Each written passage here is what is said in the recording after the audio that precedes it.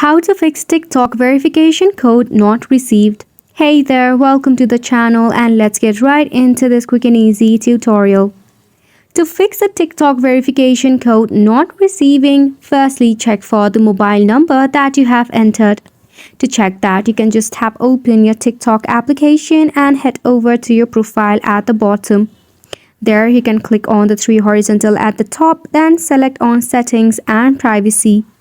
From here, you can check out account where you will find every details under account information. Ensure that you have entered the correct phone number. After that, check for your Wi-Fi connection.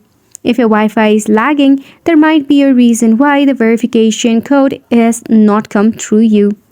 Also check that the network status is optimized. Once you have done it, next thing to consider is the VPN connection.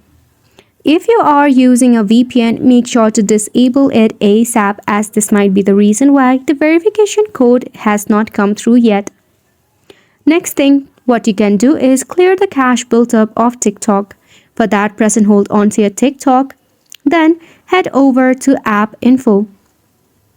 From here, select on Force Stop and OK.